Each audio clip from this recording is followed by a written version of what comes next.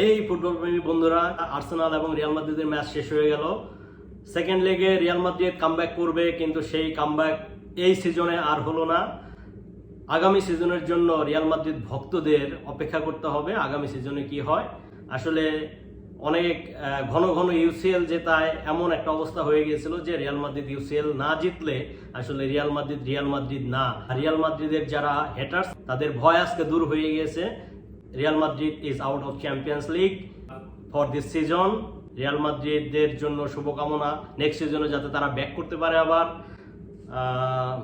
হতাশা আছে, কষ্ট আছে, কিন্তু রিয়াল মাদ্রিদের যে ভাঙাচোরা টিম নিয়ে গত সিজনে আনচেলত্তি ইউসিএল জিতিয়েছিল, সেই আনচেলত্তির উপরে এই ভাঙাচোরা টিম নিয়েই রিয়াল মাদ্রিদ ম্যানেজমেন্ট ভরসা করেছিল, কিন্তু সব সিজনে তো আর একরকম যাবে না। এটাই স্বাভাবিক।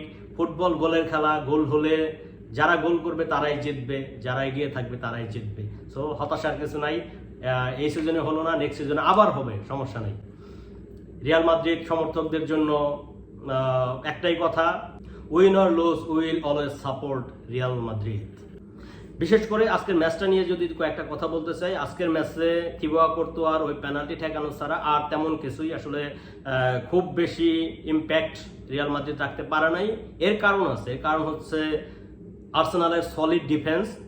স্পট কিক থেকে কর্নার কিক হতে পারে, ফ্রি কিক হতে পারে, সেখান থেকে রিয়াল মাদ্রিদ যতগুলোই কর্নার কিক নিয়েছে, ফ্রি কিক নিয়েছে, কোনো বলই রিয়াল মাদ্রিদ বেসিক্যালি ওইভাবে তাদের মাথায় বা খুব ভালো সুযোগ তৈরি করতে পারেনি। এর কারণ হচ্ছে আর্সেনালের সলিড ডিফেন্স।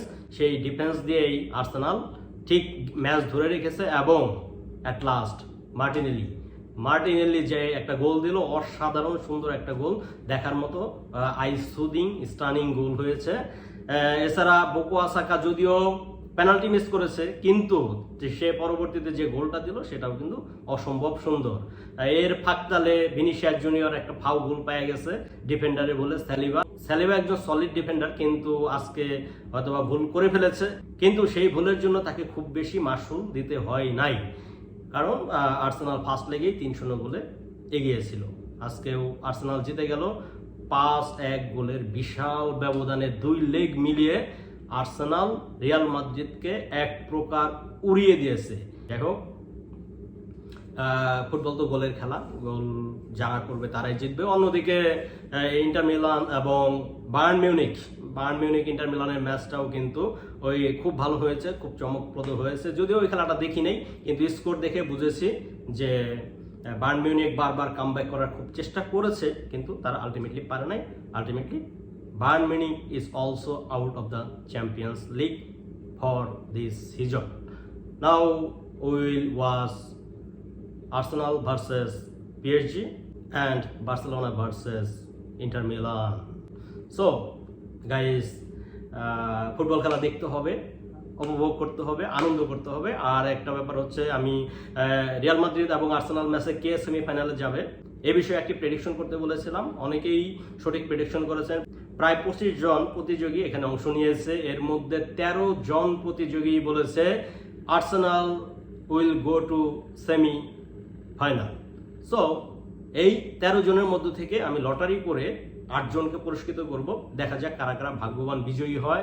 আমি টোকেনগুলো আগেই রেডি করে রেখেছি। এই যে এখানে 13টা টোকেন আছে, মোট 13টা টোকেন আছে। এই যে ঝাঁকায় নিচ্ছি আপনাদের চোখের সামনে। এখানে কোনো ছলচাতুরি, কোনো স্বজন প্রীতি, কোনো কিছু নাই। আমরা তাহলে একটা একটা করে না তুলে 8টা, এখান থেকে 13 জন থেকে 8টা টোকেন আমরা একবার তুলে নেব।